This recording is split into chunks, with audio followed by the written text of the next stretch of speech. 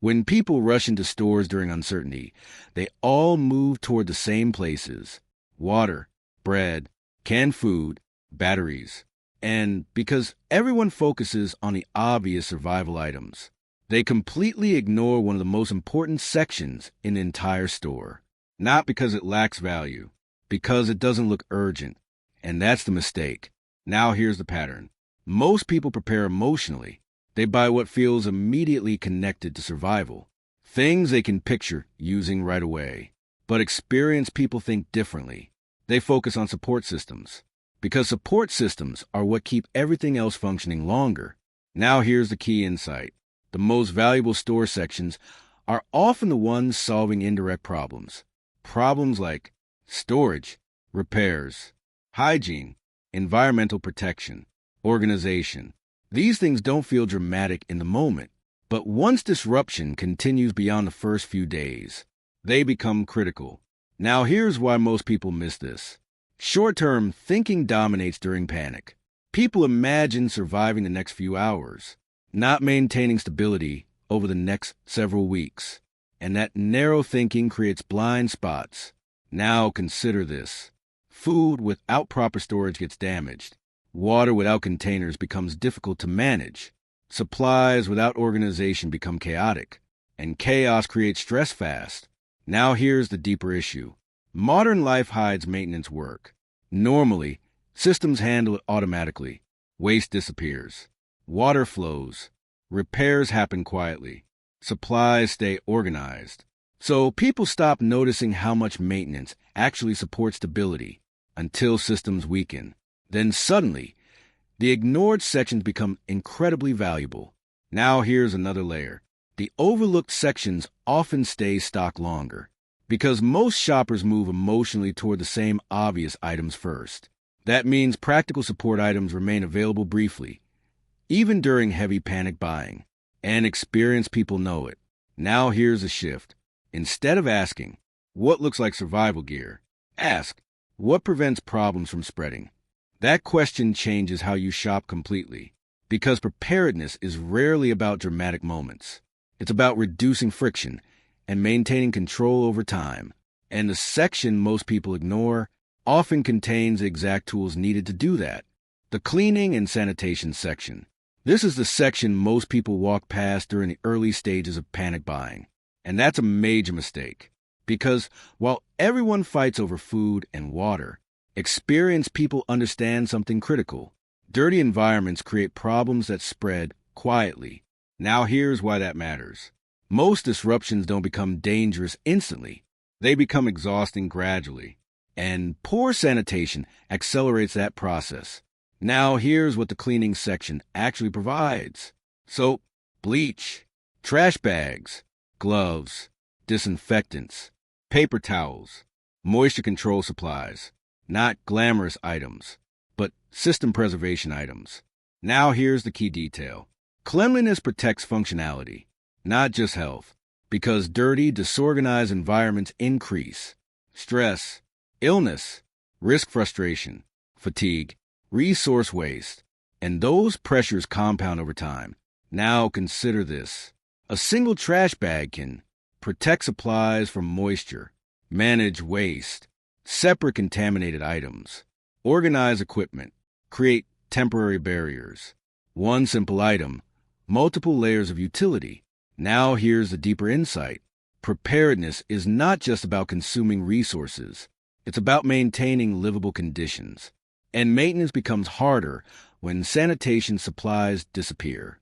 Now here's another layer. Cleaning products often remain available slightly longer because they don't trigger the same emotional urgency as food. But once people realize disruptions may last longer, these shelves empty fast too. Now here's why experienced people prioritize them early. Because prevention is easier than recovery. It is far easier to maintain a clean environment than to fix a deteriorating one later with limited supplies. Now here's the pattern. The most important emergency supplies are often the ones that prevent secondary problems from developing. And sanitation supplies do exactly that. Now here's why most people underestimate this section.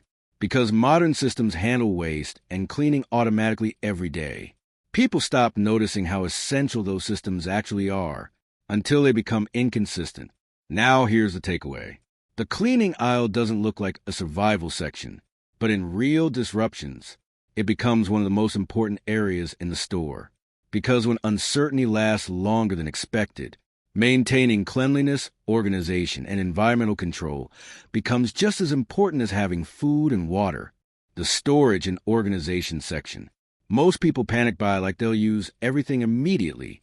They grab supplies quickly without thinking about management. But experienced people understand something most shoppers overlook. Resources lose value when they become disorganized. Now here's why that matters. Disruptions create clutter fast.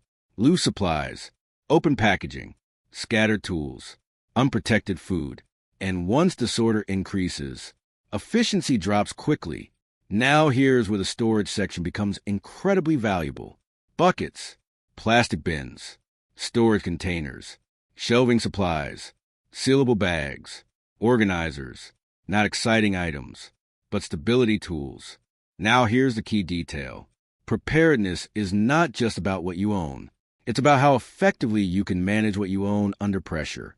Now consider this. A damaged food supply becomes waste.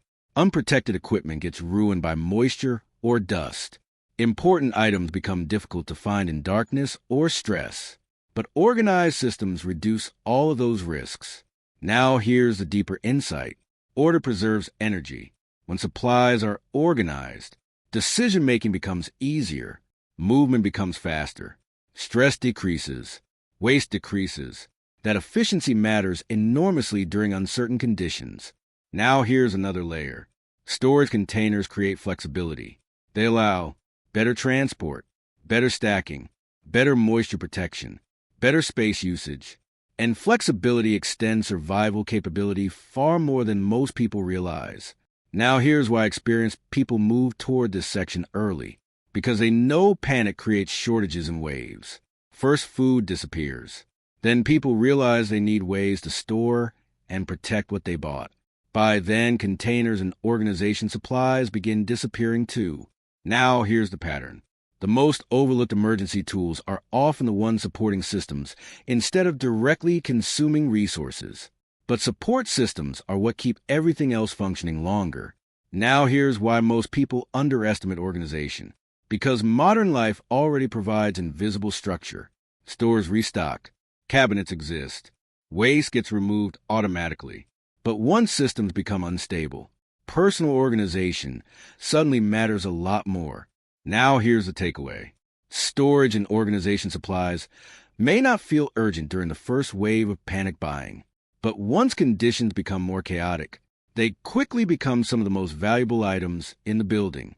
Because organized resources always outperform scattered resources under pressure. When people imagine emergency preparation, they usually picture consumption, food, water, flashlights, the obvious essentials. And those things absolutely matter. But what most people fail to understand is this. Resources alone do not create stability. Systems do. Now here's the biggest mistake people make during panic buying. They prepare for acquiring supplies, but not for maintaining conditions. And maintaining conditions is what determines how long stability actually lasts. Now look at the sections most people ignore. Cleaning supplies, trash bags, buckets, storage bins, organization systems, protective materials. None of them feel emotionally urgent at first. That's exactly why they remain overlooked. Now here's the key insight. The first stage of disruption is usually not collapse. It's increasing friction. Things become harder to clean, harder to organize, harder to repair, harder to manage efficiently. And once friction increases, stress rises quickly. Now consider this. A disorganized environment creates constant small problems. Lost supplies, damaged items, moisture exposure, waste buildup, slower decision-making. Each problem seems small individually, but together, they steadily reduce stability. Now here's the deeper lesson experienced people understand. Preparedness is not about collecting random supplies. It's about preserving function. And preserving function requires maintenance. That's why overlooked sections become so valuable during longer disruptions. Now, here's another important reality. The ignored sections often stay available longer because they don't trigger emotional buying immediately. People rush toward food and water first. Only later do they realize they need ways to store things, protect things, clean things, organize things, dispose of waste properly. By then, those supplies begin disappearing too. Now here's the pattern. People who think emotionally react to visible fear. People who think systemically prepare for secondary problems before they appear. And secondary problems are often what make disruptions truly difficult over time. Now here's another layer. Modern life hides maintenance labor extremely well. Most people rarely think about waste management, environmental protection, moisture control, storage efficiency, contamination prevention, because large systems quietly handle those tasks every day. But once systems weaken, those responsibilities shift back onto individuals. And many people realize too late they are unprepared for that transition. Now here's the final takeaway. The most important store section is often not the one filled with dramatic survival products.